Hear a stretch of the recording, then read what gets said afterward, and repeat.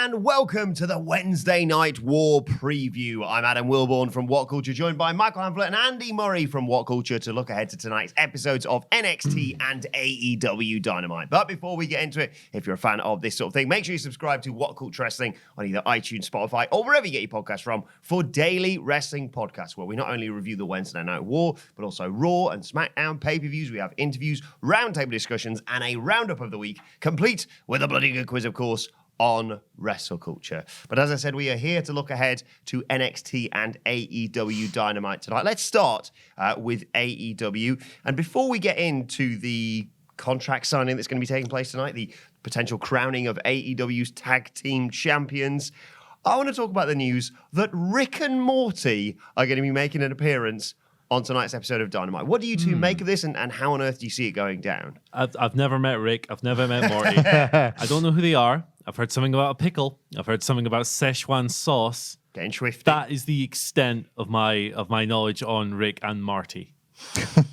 Michael? Rick and Morty is a good show that is nowhere near as good as its fans think it is, which, funnily enough, is what I feel about... Already going to get comments. Well, that's what I feel about AEW Dynamite. So this feels like a perfect marriage, to be honest. Unnecessary shot number one. Lots of people call it prestige wrestling. Lots of people call Rick and Morty prestige television. None of the above are true. Now, Unnecessary shot number two. so far, objectively, AEW's not done that well with celebrity guests. Happened once. It was the worst part of the first episode of Dynamite. When Jay and Silent Bob ruined 10 minutes of television, that's what we have as a precedent for how well AEW use celebrities. They were on screen for 30 seconds, not 10 minutes. Well, with the exception of Cody Rhodes considering himself the biggest celebrity in the AEW universe, obviously.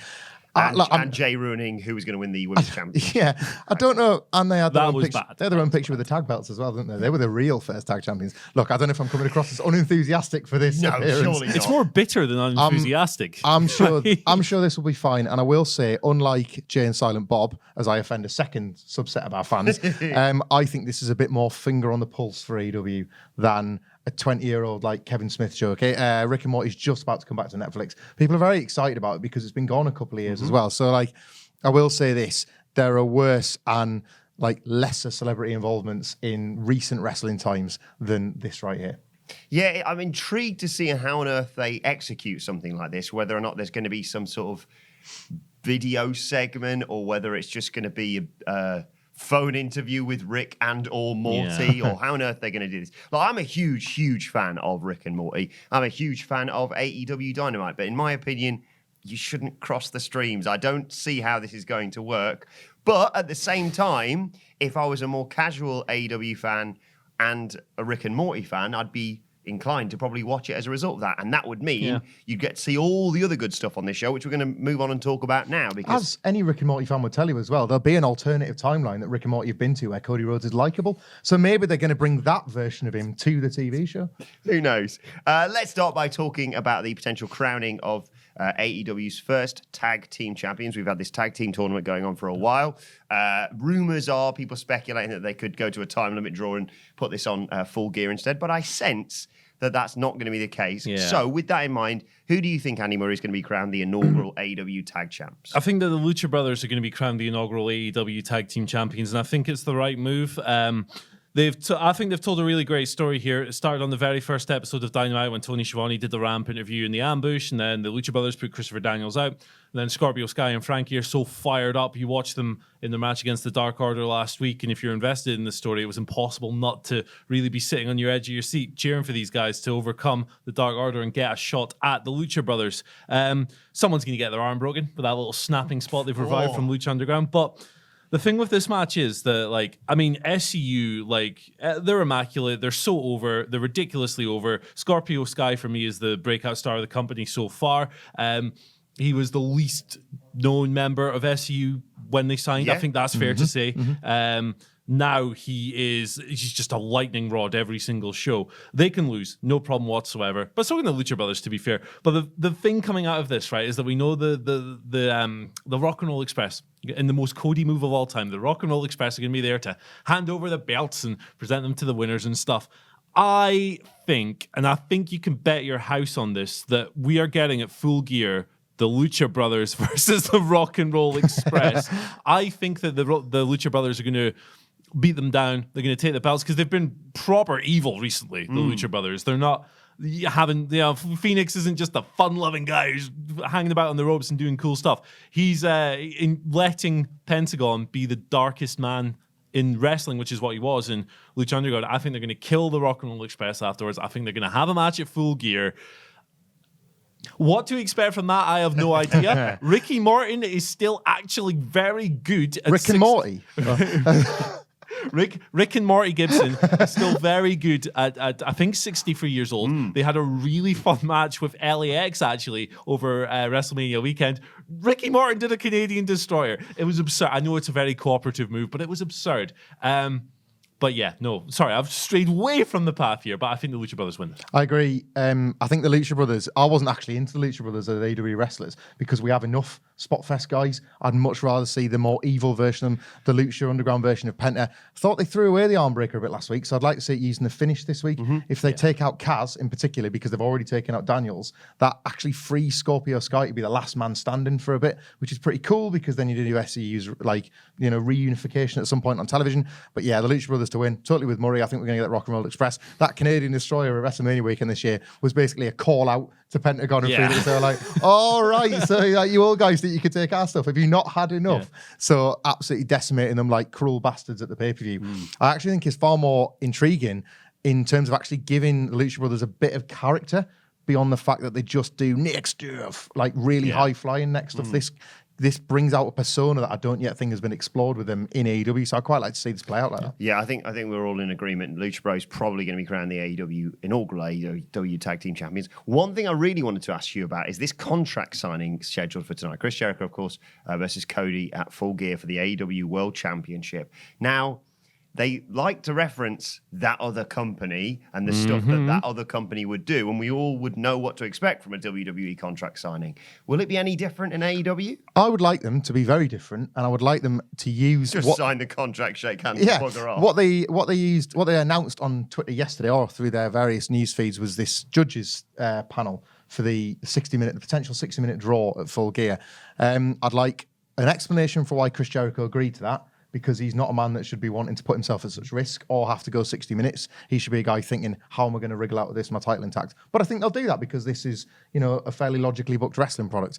I think this contract signing will serve to announce and tee up the excitement about the judges. There's been a lot of panic from this announcement that makes me think that Cody might have misunderstood his target demographic slightly in assuming that they're all old enough to remember how the NWA did this. I don't know if anybody's ever noticed this, but Cody Rhodes really likes to do all WCW and NWA stuff. And they used to use the judge system to great effect, most notably in Ric Flair versus Ricky Steamboat at WrestleWar 89. Absolutely worth going out your way to see.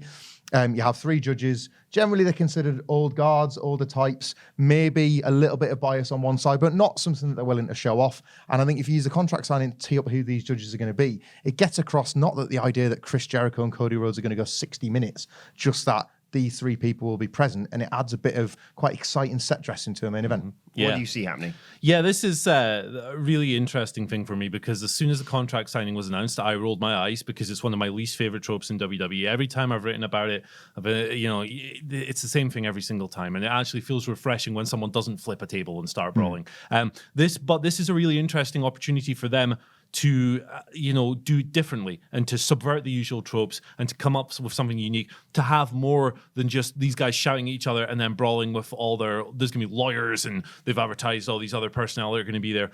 I'm really interested to see what they do with it. If they go the WWE route, I will sit in my ups and downs article tomorrow morning and I will rip the piss out of it because that's not good. That's, it's doing something directly from WWE. And while WWE didn't come up with contract signings, they've certainly become synonymous with the very specific way they're done these days. But like Michael says, there's a lot that can come from this. It would be really interesting to see them unveil the judges here.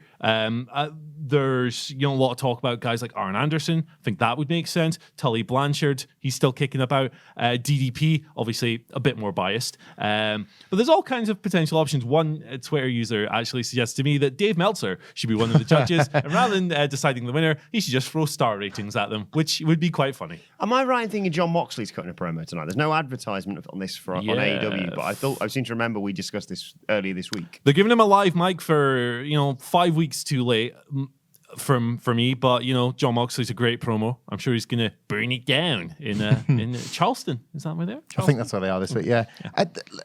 ultimately he's in a pressing program, isn't he? He's got a pay-per-view to talk about. He's got a match to build towards. So this should be this is basics. John Moxley's so good. He's told us all through his New Japan work and through those podcasts of what he's capable of. So this is the first opportunity to show it. And I think the television audience would really benefit from that as well. I'm not convinced that the booking of Moxley has been perfect just yet. And I think this promo will round out some of the edges so far and just set everything really nicely up for full gear. Running very quickly through the rest of the card for Dynamite tonight, a potential show stealer, The Elite, that's of course the Young Bucks and Kenny Omega, taking on Kip Sabian and the Hybrid 2, Angelico and Jack Evans. This is going to be fun. Yeah, this could be fun. It's very much feels like filler booking, but it's just kind of come out of nowhere. But it should be fun. It'll be a good match. I think the Elite will be in banter mode a little bit. I think we'll see some Halloween-themed attire. I think that will prove rather divisive. I think we'll get fun time Kenny Omega rather than best in the world Kenny Omega at a time when maybe we don't need that. But Kip Sabian actually cut a pretty good promo on this. It was on Twitter first, and then it was on Dark last night with Alex Marvez, everyone's favorite broadcaster, Alex Marvez, where he came across like the most petulant and repulsive little fella in the promotion. He's probably about 2 inches taller than me. Don't know why I said that. But yeah, man, as long as it's a fun match, I don't really mind. It's going to go 15 minutes. It's going to open the show, and it's going to give Jim Ross something to complain about. Accurate. And also we're getting Sammy Guevara versus Hangman Page. Jake Hager, no contest in his Bellator bout. Need the guy in the willy, didn't he? 3 times or something. Illegal groin shots or whatever you want Silly to Jake. call it. So what do you see happening here? And do we see an appearance from Jake Hager potentially? Because they brawled, I saw him brawling to the back with Hangman, of course. It's one of them strange ones, isn't it? Where this kind of commands angle more than match. But AEW set themselves up as the sporting company that presents matches with finishes. This is that sort of thing there'd be no problem with it being an almighty schmoz because there's loads of people that should be running in and making this match more exciting than it reads on paper. Sammy Guevara has impressed me more than probably anybody else as the beneficiary of this Inner Circle storyline because I hated that stupid panda-headed dork before AEW begun. And now all of a sudden I hate him because I feel like I'm supposed to and he's a little prick. Mm-hmm. So I quite like the idea of him running scared from Hangman Page and then somehow sneaking out the win while Page is having this dip in form. A lot of booking allows this match to go ahead with Sammy getting the win and being a little arsehole. So I welcome more angle here than match. Shenanigans? I don't think shenanigans. I think they're going to stay true to their edict and go for a clean finish here. I think Hangman Page will put him away. He's facing Pac in a couple of weeks. Seems relatively straightforward, but I think Sammy has really stood out. Obviously, Darby Allin is one of the biggest rises in the company, but Sammy was great in that match with Cody. He is such... His facials in the Inner Circle segments are brilliant. He's got a gift of a face, and I think this will be really impressive. And this is the kind of match I want to see. It's weird. It's really weird, and I can't foresee. I can't sit here and go, yeah, it's going to be 4.5 stars all this, but it'll be intriguing, and that's what I want.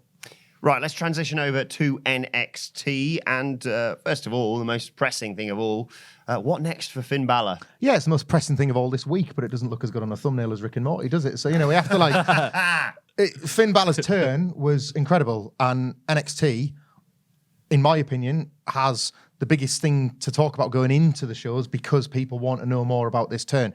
It was so well executed that it's almost, you dread WWE doing that thing where Finn Balor's going to speak, only he doesn't. Here's a video package reminding you what happened, and we're going to leave that and we're going to tease that out. I hope that they don't sort of go to their usual well of dragging these things out and just have Finn Balor do what we all thought he might do last week, which was flesh out that brilliant video package from 2 weeks ago where he wove in his history to talk about his future, which we now know to be a history beyond NXT. It's a history back to the Bullet Club. He's teased bringing back the Prince on WWE Backstage. This is all nerd bait of the highest order. So all he needs to do is come out and talk angrily about how Johnny Gargano took what it meant to be on NXT away from Finn Balor. So Finn Balor had to go beyond Finn Balor and go back to what brought him there in the first place. Then you have your War Games program set. A thrilling encounter tonight. Yeah, this the Finn Balor angle for me is the best angle of the entire Wednesday Night War so far. I think it took a while. It took 6 weeks or whatever for NXT to finally hook me with an emotional, impactful, genuine, internet breaking angle. I wasn't feeling the brawls with the Imperium and the whole roster on the first episode. Nothing else really hit for me, but this hit really hard. It's informed by years of history, not only in Full Sail University, but as Michael said, in Japan. I think that heel Prince Devitt is the most compelling era of Finn's career. I can't wait to see what happens. I really hope they don't do a bait and switch with this. I really hope he doesn't just show up and do the Sasha Banks thing where he goes, "You want an explanation?" Nah, nope. And then leaves. I don't have to explain myself to anybody. You don't deserve an explanation. And I don't think that would go down well with the crowd either. Not in a heel heat way. I think the crowd would be like, "Hey, this is main roster guff. What you trolling doing, heat, fellas?" isn't it? It is. Yeah. I can't wait to see what happens. Oh, no, sorry. Personal taste means I have absolutely no interest whatsoever in Johnny Gargano. However, I will concede that objectively that is an absolutely fantastic storyline. And I think probably a 6.5 star match when Dave gets hold of it. So we also have a title match tonight, of course. The Kabuki Warriors defending their women's tag team championships against Tegan Nox and Dakota Kai. This is something we've been looking forward to in terms of stuff being dropped down from the main roster, in particular these tag titles being defended on NXT. This is something we've wanted for ages, and what a start to it. It's Sasha and Bayley's promise that WWE broke, isn't it? Basically, that we get these sort of dream matches. Yeah. I can't wait for this. Unashamedly so, it's the match on both shows I'm most excited about this week, just because I think it's, much like as Murray said about the Hangman Page Sammy Guevara match, it's so unique visually straight away. It's brand spanking new. It's a touch weird. It's a touch sort of exciting in a Wednesday Night War where we're like, I never thought I'd see this sort of thing on television, and yet here we are. Like, Tegan Nox's comeback is thrilling at the moment because it's so brand new, and I still get nervous every time she climbs the top rope with those two massive knee braces on. The Kabuki Warriors are really finding something. On the main roster of all places, they're managing to find something. So history suggests that if you're finding something that's working a little bit on the main roster, it's going to work tenfold on NXT. Absolutely. This audience are going to be so wowed by the sight of Asuka coming back. Like, forget Shayna Baszler. She's still the empress of that place until Shayna Baszler tells her otherwise. And that's going to linger in the air as well. As long as the match is all right, this can't fail. But is that a big as long as? I don't even know. Like, surely this is a home run of a match and a home run of a segment. I think so. yeah, it should be tremendous. Kai and Nox are outrageous baby faces, and like they're great friends away from the ring. Like, we've seen all these photos of them smiling and having fun in the tie-dye attire on house shows and stuff. So like, it's informed by all of that. Asuka obviously has the legacy in NXT. I hope that it's just 15 to 20 minutes of just great tag action. Yeah. Can't wait. They have previously with these other like heavily built women's matches on NXT. So far, their record's really good. Like, I think back to the likes of Candice LeRae having a title match, or the Bianca Belair #1 contenders match with Rhea Ripley. When these matches have been given prestige and build for NXT, they've all really delivered. They've been given the time that they warrant and deserve. You mentioned Candice LeRae there. She's renewing her rivalry with Io Shirai, which is another mouth-watering contest for tonight. Yeah, Io Shirai. We always use like the gender as a qualifier, and Io Shirai is one of the ones where you absolutely can't. She's not just one of the best women's wrestlers in the world. She's not just one of the best on the NXT roster. I think she's one of the best wrestlers in the world, full stop. End of sentence. Everything she's done on NXT has been good. Everything since turning heel has been great. It was almost as if that like initial babyface run was kind of holding back what she had within her. And then unexpectedly, it's been found in this brand new WWE's version of her. I love it. And to be so adaptable to these circumstances where others have failed in the past as well, I think bodes well for this and anything else she's going to do. Yeah, this match kind of highlights the strength of this wonderful women's division that NXT has built. I think the biggest victory NXT has scored, if you're to have a Wednesday Night War tally sheet so far, is utterly trumping AEW when it comes to presenting a layered, complicated, nuanced women's division full of people who have lots of individual beefs with other people, and you can be cycled in and out of various programs. It's been really tremendous stuff. It's not just a title program and then a bunch of jobbers anymore. It's genuinely tiered, and it's really exciting. This takeover match a few months ago, which we watched drunkenly at your house, Adam Wilbourn, was the best thing on that show. Yeah. I suspect that this might be a shenanigans match, given there's all kinds of players in here, and we've heard talks of a women's War Games match, which I think is the laziest piece of booking they could do coming out of this lovely, nuanced scene at the moment. But just give me a good match. And Shirai, like Michael said, has been absolutely phenomenal. Very quickly, what do you reckon is going to go down with Tyler Bate and the bloke he chinned last week, Cameron Grimes? I want WWE NXT bookers to show some goddamn balls here. I want them to do what they should have done, in my opinion, with Matt Riddle last week and have Cameron Grimes hit that kill shot of a finisher. They've got that thing over as an instant loss. He needs to beat Tyler Bate in 5 seconds here. That's the interesting story. Them going them having another NXT style back and forth, like we use the phrase cocaine match a lot, but that's kind of what these are. It's similar to AEW. Them having one of these big banger matches where it pops everyone, that's great. That's phenomenal. That's wonderful. Cameron Grimes is a wonderful wrestler. Tyler Bate at this young age is ridiculous. But it would be so much more interesting to me if Tyler Bate loses. It's not even egg on his face because this finisher's a kill shot. If he loses very, very quickly, shock and awe, doesn't have to look like a jobbing, doesn't have to look like a diminishment, and then has to go into against Cameron Grimes in a bigger match, maybe on TakeOver, where he has this mental thing in the back of his mind. If he hits this move, it's over. And, they do something a bit longer. I think that's the story you tell here. Totally with Murray here, like other than Cameron Grimes' hat, I would say that stomp finisher is the most over thing about his character. If you'll pardon what seems like an absurd comparison on paper, if you think about when The Fiend was hitting people with the mandible claw, and we all talked about how wouldn't it have been great if he'd have taken down Austin or The Undertaker, this is kind of like a much smaller version of that. Cameron Grimes' finisher will come a point where it's only as impactful as the people he's hitting with it. So at some point or other, he's got to take down a bigger name, of which Tyler Bate is perfectly placed because he's a big name. But in the context of NXT, he's not that big a name at the moment. He could even just be a setup guy to Pete Dunne at the moment, quite honestly. But yeah, if Cameron Grimes beats him here, it does free up space for a rematch. My gut feeling is they're not going to do that, and we're going to get sort of 10 decent but not amazing minutes where Cameron Grimes will win, and it'll be seen as like another step on the ladder for him. But yeah, I'd much prefer the shock finish here, the flash win for Cameron Grimes. A weekend where Jorge Masvidal is fighting would be rather apt to see a 5-second win. Absolutely would be. Finally, have you two seen this Poppy promo? I have no doing idea the who rounds Poppy on is. Twitter? Seen it, mate. I can't stop watching it. What the hell is it? She's Poppy. Poppy is this bizarre but brilliant and very un-Kevin Dunn musical accompaniment that has like sort of crept into NXT over the past year. She soundtracked 2 takeovers, let alone 1. Triple H is either a big fan or is speaking to a person that is a big fan and is saying, yeah, we got to use Poppy loads. She did a brilliant video package that highlighted Io Shirai's heel turn. She's weird.